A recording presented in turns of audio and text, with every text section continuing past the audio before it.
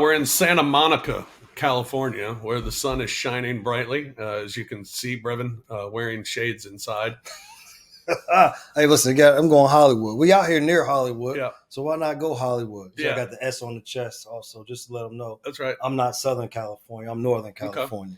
So we're where we're staying. We're right by the Santa Monica Pier. Yep. And I was walking along the pier last night, and I took a picture of myself at Muscle Beach.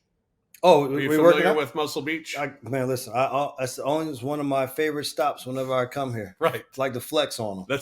That's right.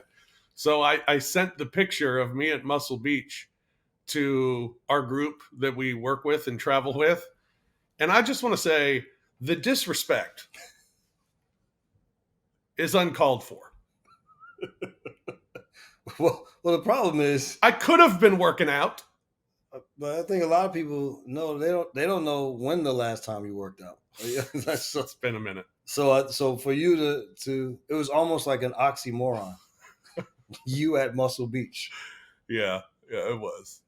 But it was cool. a fun picture to take. You know, it's the birthplace of the physical fitness boom, is what the sign says. I saw some guys. I was out walk today. They were doing the rings. You swing, and then grab the other one. There's some people that shouldn't be doing it. I saw dudes doing like the gymnastics deal with the rings, where they like lifted their legs and held straight up and were holding themselves up. Yeah, I can promise you, I can't do that. Yeah, I was like, hey, I got next. You gotta get in line. I wonder how does Muscle Beach work with? I wonder how that works with the equipment that's out there. Is it like you get on it for a while and then now it's my turn? Right. You get out the way. I guess. I don't know. Yeah. Or if you got bigger muscles, you just. I'm on the machine. It's my turn. Right. Maybe that's how it works. I don't know. I haven't. That was my first trip to Muscle Beach yesterday, and it was very brief. It was very brief. It was a selfie and out. Welcome to Night Court, everyone. Coming your way from Los Angeles, Santa Monica, California. Here today as we get set for the Grizzlies and the Lakers on Wednesday night at Crypto.com Arena. Thank you for watching the podcast. And if you're listening to the podcast, you can also watch the podcast each and every week on the Bluff City Media YouTube channel. And then just search Night Court and boom, you're there. And it's Night with a K. Yes, K-N-I-G-H-T. You can follow Brevin on Twitter at BrevinKnight22. You can follow the show at Night Court 22 and myself at The Fish Nation. All right, man. So 2 weeks ago, I recapped the Grizzlies games with one word. Yep. Last week, I did it with 2 words. Yep. This week, I'm doing 3. Okay. All right. Let's keep up. I don't know how long I'm going to keep going there. I was about to say, you keep up. I like that. I don't want it to get to like a paragraph. I like the initiative that you take. Well, you can get to a certain point and then we work back down. Okay. Took on the Lakers at home. Yes. My 3 words were wire to wire. Impressive.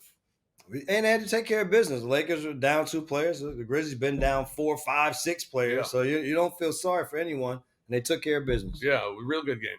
And then against Washington, my 3 words were Jaren Jackson Jr. He has been, for me, one word, unstoppable this season. And you love to see him pick up where he was, pick up right where he left off last year. And I like the initiative that he is taking, that he wants to have the ball. He wants to be a guy that this team can depend on both sides of the floor.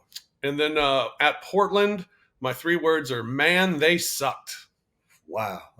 The thing why you can say that is because their own head coach said it. He after sure the did, game. didn't he? I mean, with Chauncey Billups was, and rightfully so. I felt like I had watched the Blazers play a couple games, and I said on telecast, they were competitive. Yes, their record was 3-7.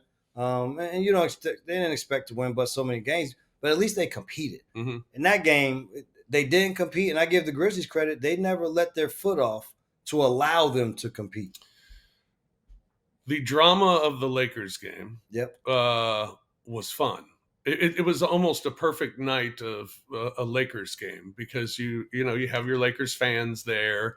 You have LeBron, one of the greatest of all time, arguably the greatest of all time, to be there and perform 39 points. And he was incredible throughout the game. We saw some vintage LeBron. We saw some old guy LeBron, but we saw a lot of LeBron. And then the Grizzlies win the game. So it's perfect. And then we had some drama where LeBron and Ja are going back and forth, and they're too small in each other. I mean, that was awesome. And things got a little testy, and it's I don't know. It was a fun game. It was a fun night at the arena, and the crowd was amazing, sellout crowd, and it was loud. That was great. To me, it harkened back to when this team was trying to build an identity. Mm-hmm. And John Morant mentioned it after the game is when you want to continue to ascend, you have to start knocking off some of the big dogs.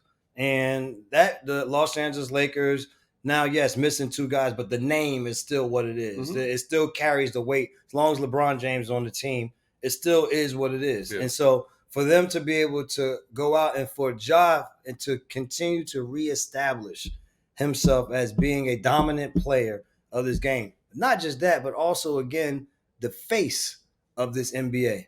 Yes, he went through what he had to go through. And I always say he had to get the slap on the wrist because of what happened with the incidents. But at the end of the day, there's nobody who can sell this game more than he can with the things that he does on the floor and what he does that affects winning. Also, he's infectious because of the way that he looks, with the way that he plays, with everything that he embodies at this point is what you would like to, what you see the NBA going towards. And so it was fun to see him compete. I hated to see him get hurt in that fashion. And with the contact that happened at that point, but I like the physicality of the game. I like that it was just some guys out there that were going straight hoop. It was fun. It was fun to watch. Yeah, Ja out now week to week with a hip injury, week to week with a hip injury, yet bad enough for him to be on crutches. Yeah, that's sweet. I hate to see that. Yeah, didn't like to see the crutches, but in my mind, I'm saying maybe the crutches just allows it's a crutch. Exactly, just to take the pressure off of anything so that you can heal quicker. Yeah, I mean because I'm a doctor. I mean, in my former life. Right. Well, who isn't? I thought everybody that went to Stanford was a doctor. I mean, we all know. Isn't that true? Yes. All right, and then the Washington game happened, and it was, to me, the Washington and Portland games both were impressive because the Grizzlies never took their foot off the gas. Yes. I mean, it had a big lead at halftime, extended it in the third quarter, put them away in the fourth quarter, and gave them no hope. Well, I think the biggest thing was those third quarters. Yeah. Because third quarters had been an issue for this team, and they've done such a better job of not worrying about those third quarters, which is exactly what you want to see with this team, and that shows a level of growth from them. And we're talking about you're still playing with so many guys that are out of the lineup, guys in, out, and the guys who have been the regulars this year. Man, I tip my hat to them because in the midst of it all, they come out and they play hard. They play together. It's the reason why this team is number 2 in the league with the 30 assists a game, and I think that'll continue to move forward. But it's fun to see the positive spirit around this team again. Yeah, no doubt. And the Washington game was a lot of fun too because Scotty Pippen Jr. gets his first career triple double. We watched Wells frustrate another player. Remember we were talking about last year was Vince Williams Jr. frustrating the heck out of this player, out of Luka, and this player and this player. And we come back this year. We got another frustrates Tyron Maxey, and when we play in Philly. Now he gets Poole in Washington, and he thoroughly took him out of the game. Yeah, Poole was 3 of 10 shooting in that game, and it was great defense. We continue to just see Jalen Wells emerge as not just a rotation guy, but a guy who's starting rotation guy. He's a guy who said, I'm going to always be in the rotation. Yeah. I like his mindset too, because he said he prepared himself from day one to be a starter in game 1. So when he became a starter in game 5, he was prepared for it. And you see, the moment is not too big for him. He looks the same as we saw when he was coming off the bench. We saw in the preseason, what he did in the preseason in terms of leading all rookies and scoring at that point. And it just moved. You said, well, all right, well, let's see, can that happen when you now play against NBA guys when it really means something? There's something at stake. It hasn't changed one. And the biggest thing that hasn't changed, his demeanor his facial expression is the same every night. Yeah, no doubt. All right, and then the Grizzlies just dismantled Portland, Yeah, that was... and you were telling us about how this team plays hard. Let's number one. I was worried because number one, their size. It's the from top to bottom, it's the biggest team in the league. On the defensive side, they were doing a good job of at least forcing teams into tough shots, and then they rebounded the ball so well. They weren't shooting well on the offensive end, but they were offensively rebounding at such a high clip. And so I thought the Grizzlies were going to have to bring a level of physicality to the game. And they did that, but the Blazers also aided them in the amount of threes that they took. I mean, I think they only made 4 threes, 4 of 30 something in the basketball game. But in the beginning, they never established themselves where I thought they would, which was going to be going towards the basket, in the paint as much as possible. And the Grizzlies played so much harder than they did. And they just continue that play. And one of those guys, Jake LaRavia, I mean, he has been absolutely fantastic in every category. And I applaud him because he came in and everybody said he's going to make threes. He's a shooter. And he almost fell into that role of that's all I'm going to do. But with last year's injuries, meant more playing time. He got a chance to really see his total game. And so it's been fun to watch him have the influence that he's had.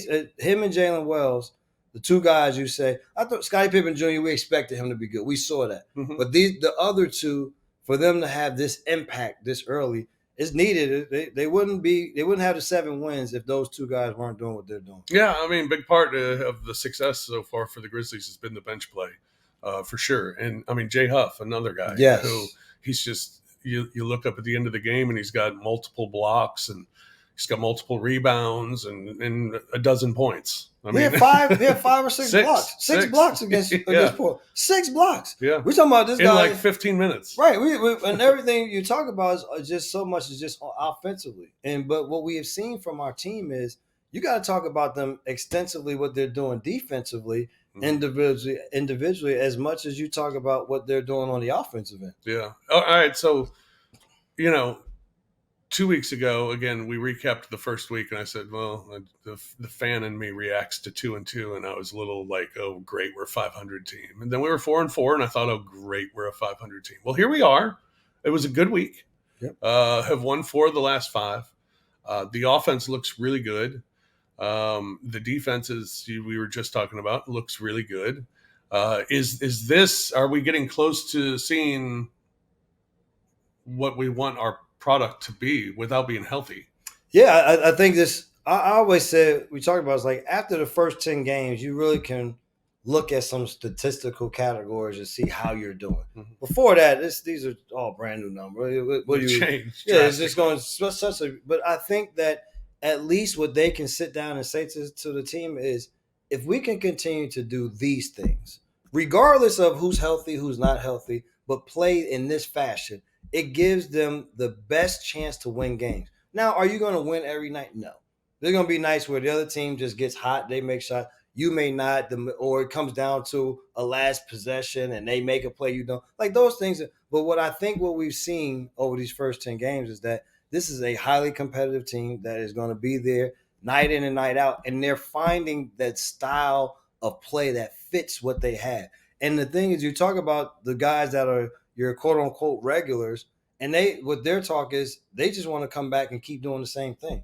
It's not a comeback and, oh yeah, well, when I get back, it'll be this way. No, it's going to be the same exact way. And we saw when they were healthy, the dedication to the defensive side for Ja, the pushing of the basketball with Dez, not just settling for threes, getting to the basket, touching the paint. That's a big thing for this team. So I think that we've seen them be who they can be for the entirety of the season. It'll be nice when you have your full complement of players to also inject into that. We knew the bench was going to be improved, better, and was going to be a big factor, and they've had to be a big factor because of the injuries. I mean, guys stepping into the starting lineup and guys maybe playing more minutes than you'd expect, and I think they've played very admirably. I mean, you don't look down at the end of a game and say, boy, I can't believe this guy got that many minutes. I mean, No. everybody who's getting minutes is contributing. Look, if you look across the league, I don't know if there's any other team in the league that can have the success that the Grizzlies have had, and you've been playing without 4 and 5 of your rotation guys from game one. Right. This didn't just happen. From game one, they've been playing without major pieces to the puzzle. And so I give Taylor and his staff an immense amount of credit that they've been able to get guys to play together, to buy into what the system is on both ends of the floor. And because of it, then this is where they are. I think the one stat that I always look at is the important one, where you rank offensively and defensively overall. And the best teams in the league generally are top 10 in both. Yep. And right now the Grizzlies are top 10 in both. So good. You know, that's a great start to the season, and that's kind of where you want to be if you want to be a contending team. It makes you a playoff team. Yeah. Oh, yeah. Absolutely. If you can be top 10 in both, you'll be a playoff basketball team. No doubt. All right. This week, the Grizzlies are in L.A., where we're at currently. They will take on the Lakers again. That'll be fun. Oh, it's right. Woo-wee. As soon as that game was over, the first thing I did was, I'm circling at LA because you know what? It is going to be a battle. And I think that this team understands that because the Lakers, for them, they feel like, they beat us. They had some things to say when they beat us, but we didn't have two of our guys. And so Anthony Davis played, and I'm guessing he will be ready to play in this game. And so I'm ready to see the battle. I want to see how the Lakers respond. Because I feel like this Lakers team, only way that they can be good is they have to be heavily reliant on Edey and LeBron being great, for Austin Reeves to play good, Rui Hachimura. For those four guys have to be special for this team to get anywhere. And I want to see, can they be special? And can this young Grizzlies team that probably will be without Ja, how will they now respond to this Lakers team trying to come out and punch them in the mouth right at the beginning of the game? By the way, sidebar, did you enjoy Zach Edey's stare down of JV? Loved it. I loved it. I'm going to tell you what else I love. I love Zach Edey at the end of the game against Portland. When Bantam went to the basket, like, I'm not going to just give you a layup. Blocks it out of bounds, and then they have their little interaction after the game. I'm loving what Zach Edey is doing. And he's doing it whether in the starting role, whether he comes off the bench.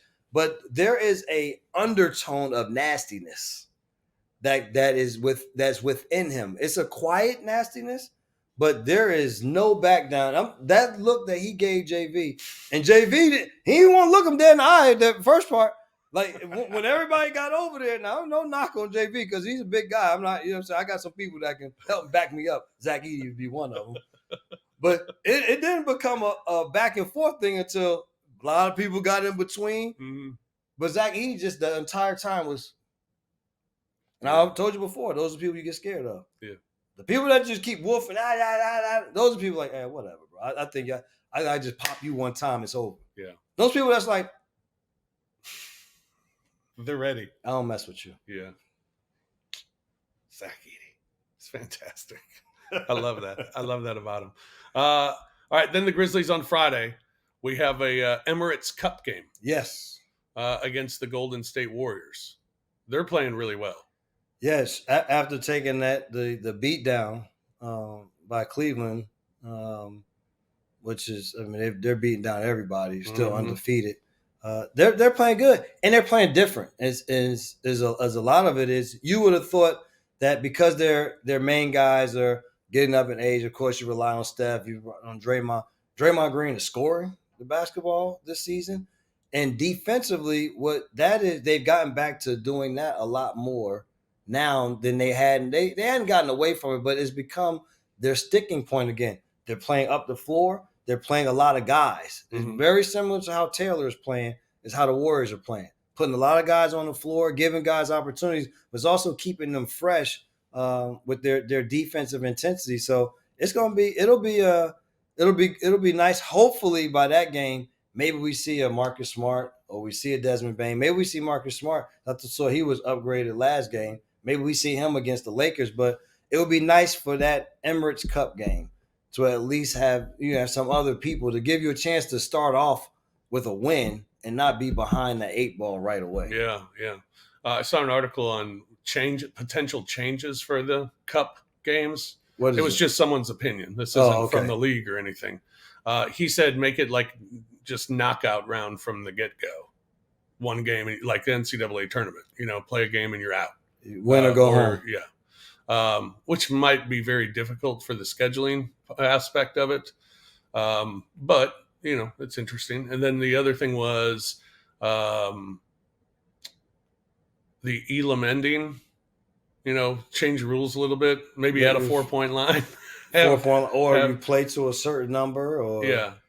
I think how about we just let this go as it is for right now before we have to start tweaking it. Yeah. And just kind of see, how this plays out. I was more intrigued by it last year than I thought I'd be. Very much so. Like when those games came about, just to see the different court made you the visual made you in your mind be like, oh, this is different. Yeah. And so I think that was I don't know if that went into that was just for aesthetic purposes or if they thought that would make people see it differently. But for me, it definitely makes me see those games differently than any of our other regular season games.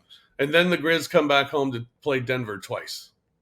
It's another good measuring stick. Like I think after we talked about this, after the Portland game, then you start to really see now where you are. Yeah.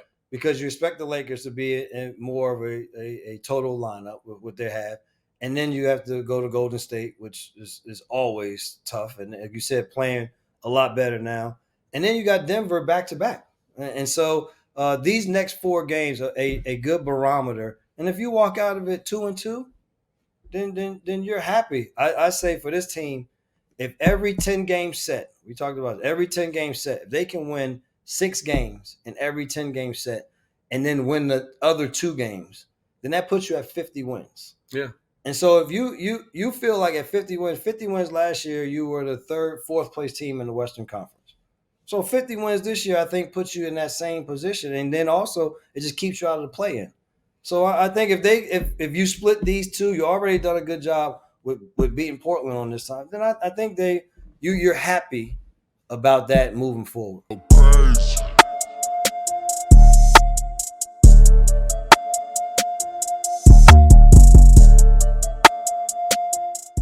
So shout out to Scotty Pippen Jr. Thoughts on Scotty? He has impressed me a ton. I was a little worried coming out of the preseason. I was like, okay, now he's going against NBA guys. The summer league stuff doesn't look like nearly as good. And then the first game, I was like, it still looks like he's just gambling. He's getting all these fouls early. But credit to him, he keeps getting better. He keeps improving. The maturity is when he's playing behind Ja, I can go gamble. I can try and go get these steals. I can play sort of handsy defense. Because if I get in foul trouble, okay, what are they going to do? Switch back to John Morant? That's okay. Tonight, there are no other guards to come in behind him. Not really. It's point guard by committee to let Luke run it a little bit. But he knows he's got to be available. He doesn't get into foul trouble. And I think stuff like that says a lot about a player's maturity and understanding the role you're in on a given night. Dude, he's earned that NBA contract and more. Shout out to the Grizzlies getting another guy on a cheap contract. Tune in to the Grizz 901 postgame show, live after every Grizzlies game on the Bluff City Media YouTube channel.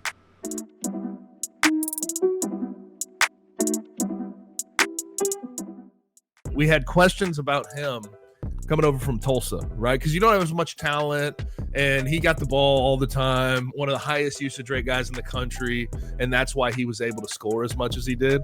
He has fit in immediately, and there's just no questions about it. Like, I'm just impressed as hell that PJ Haggerty fits in and can do the same things he was doing at Tulsa in a Memphis uniform, because that was the big question. How was this going to work? Who was going to be at the top of the pecking order? We know for a fact PJ Haggerty is the top of the food chain when it comes to scoring, at least on the offensive end for the University of Memphis. Tune in to On the Bluff with Christian Fowler and Gabe Kuhn every Tuesday at 12 p.m. on the Bluff City Media YouTube channel.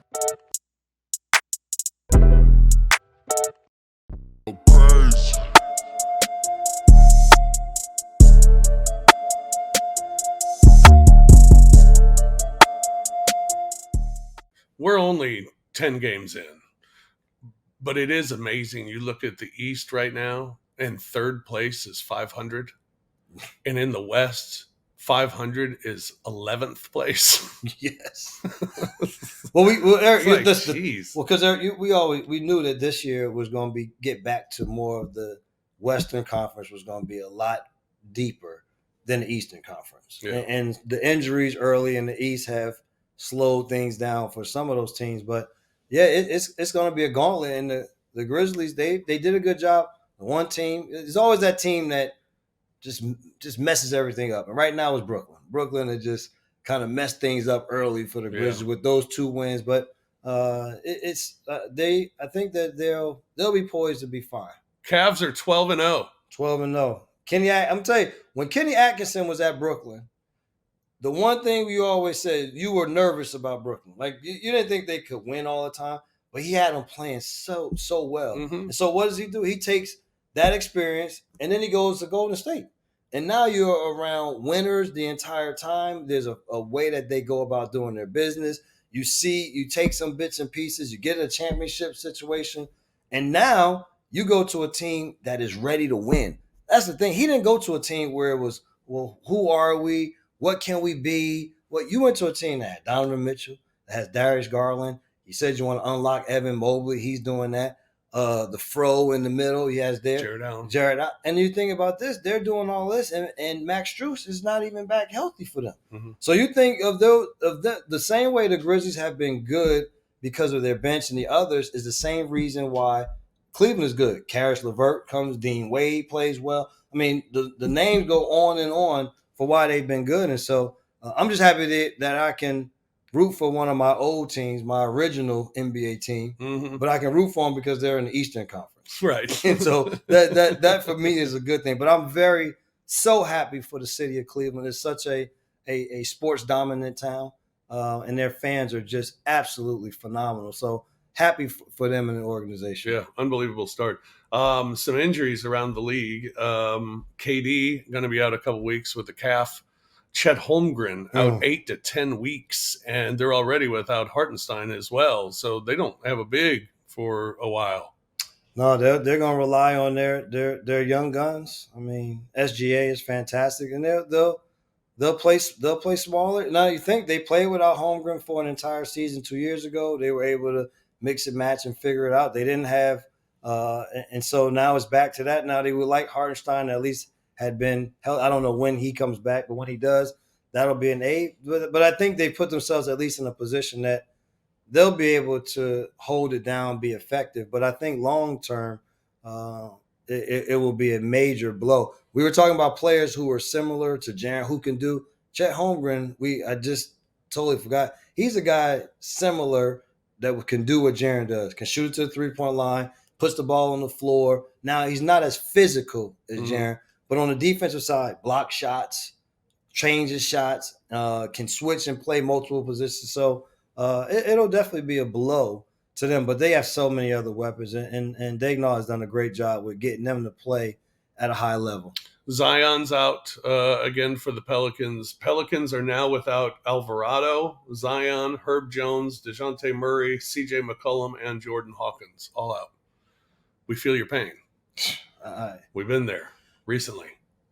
I think we got, like, for those people that get injuries that you get hurt, I'm just telling you, I think you gotta make training camp longer. You gotta extend training camp. You gotta let guys physically be ready for the grind of the NBA season. I was telling you, even just in college, high school, college, when baseball camp started, I went home. My arm felt like it was going to fall off, and I thought I could never throw a ball again. And then you'd come out the next day and you'd throw, and you'd be like, "Oh my God, my arm's going to fall off!" And you'd ice it, and you did everything. And then about 2 weeks later, when the season starts, your arm felt great, ready to rock and roll. You could throw, and there's no pain, and because you've said it before, you tear down your body to build it back up. Yes, I don't think guys are built to play 82 games. I don't know if guys are actually built today necessarily to play 3 games in a week. Well, and I think a lot of it is because you haven't gone through that process, and it's not to say that guys don't work hard. These guys are late. No, it's just you need scars, like you need some scars to and also now I know what it feels like to not be all the way there, but I still can play. My body is accustomed to still doing it, and at the end of the day, it's like you just want to. You are going to get hurt in some other way, probably anyway. Step on a foot, turn the wrong way, some elbow, you might put your hand out. Like something else is just going to happen as a function of playing the game. Right. You might as well not also lose games because your body isn't ready to go through that type of physical endurance. It's just I just personally feel they need more time at the beginning of the year to get yourself ready so that you can have guys ready to play more throughout the season. Yeah. And I mean, guys are supposed to come into camp in shape. And I think they do. But that's not today, but it's not game shape. You cannot replicate right game type situations in the summer because you still control it. Like, yeah, I'm going hard, but you get to a point where, all right, I think I went hard today. Right. You know what I'm saying? Like, there's no barometer that stops you from doing that. Right. All right, NFL. You're Ravens. You're a Ravens fan now. Yeah. How'd this translate? But was there an official announcement? Or? There was an official announcement. I put it out there that I no longer, I cannot continue to support mediocrity. My feelings for the Giants will never change. Like that. That's just because it's my love for the Giants that'll be there. But in terms of what I do control, like my thoughts are. I'm not supporting y'all anymore. My thoughts are I'm going to do like everybody else and pick somebody that I enjoy watching. And I enjoy Derrick Henry. He wears 22. I remember I went over to the Titans when he was over the Titans. I'm like, I'm with the Titans now. Derrick Henry. Now he's over there. So I felt it was just a natural progression for me to just follow Derrick Henry where he goes. Oh. Wow, that was quick. Okay. Wow, quick today. There you go. So you're a Ravens fan. Yes. And the Ravens lost, right, to the Bengals this week? No. What happened? They won. The Ravens won that game? Yes. Oh, the Bengals covered. Exactly. That's what happened. Yeah, so you watch football a little bit differently. Yeah, the Bengals covered. I watch football for the wins. Right. The Bengals went for 2. That's right. Late in the game. Yeah. And they didn't get it. They still the Ravens, now I'm gonna tell you this much though, did everything they could. I'm sitting there watching them like, don't finish the game like the Giants. I just came over to y'all. I don't want to be the reason that maybe it's me. But they were able to pull it out. Now we got a big game Thursday night versus Steelers. Yeah, my Chiefs won again. Let me tell you something my dad always told me. I think I said it. He said, bad teams find a way to lose. Giants, lose to the Panthers in Germany. The Panthers haven't played defense all year. You can get to overtime. Mm-hmm. You get the first possession, you fumble. Give them the ball so that they kick the field goal to win. Yeah. That's first thing. Denver Broncos, and I'm going to tell you, I'm so happy that Denver doesn't win, though. Because Sean Payton, the way that he acted with Russell Wilson was absolutely ridiculous. It was fine to be done with him, but you don't treat somebody like that's been around the way he was treating them. And I don't even know why Russell Wilson let it happen. That's a whole nother story. But are you going to block the people so that your guy can kick the ball? Like, it was whoever blocked it, number 50 or whatever, he blocked it. But literally, there could have been 4 or 5 other guys that could have blocked. He just blocked it first. It was literally like, they said, Sam Hutton, the Denver people was like, to hell with this. Yeah. And it was, so, yeah, but the Chiefs, they say, when you're good, you find ways to win. Absolutely. And they did. Yeah, and they continue to do it. They're an underdog this week at Buffalo. Against the Bills. That'll be a good game. That'll be really good. We got some good games this week. Yeah, and then my Cardinals won again. They're still first place in the NFC West. Kyler Murray. Yeah, they beat the New York Jets. How about Marvin? The Jets. I was so happy. That's another one I'm happy because I'm not an Aaron Rodgers. No. But Marvin Harrison Jr., how good is he been? He's been really good. Yeah, he's good. Ole Miss beat Georgia in college football. That was pretty unbelievable. They try to tell all the fans, stay in your seats, right? Yeah, okay, that's good. All right, toast. Do you have a toast for anybody this week? No toast. I don't have any toast. I don't have mine. I don't have a drink either, but I want to give a toast and a shout out. The doormen at this hotel.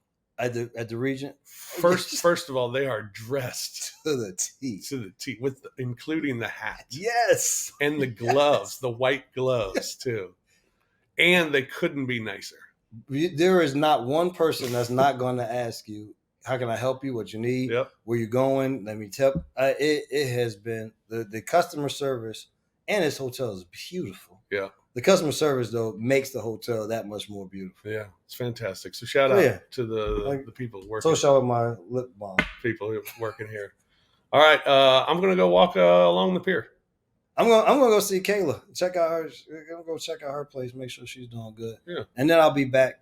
I'm gonna try to catch her quickly, so then I get back and enjoy this beautiful weather. Absolutely. All right. Well, that's going to do it for us this week here on Night Court. Thank you for tuning in wherever you get your podcasts. And don't forget, you can also watch, if you haven't done so before, you can watch the podcast on the Bluff City Media YouTube channel. Just search Night Court and you'll be able to watch each and every episode as well. For BK, I'm Fish. Thanks for joining us. We'll talk to you again next week here on Night Court. Peace. Thank you for listening to the Night Court podcast. If you enjoyed Rob and Brevin, hit that like button, subscribe to the Bluff City Media YouTube channel, and enjoy the content. We will see you back here next time.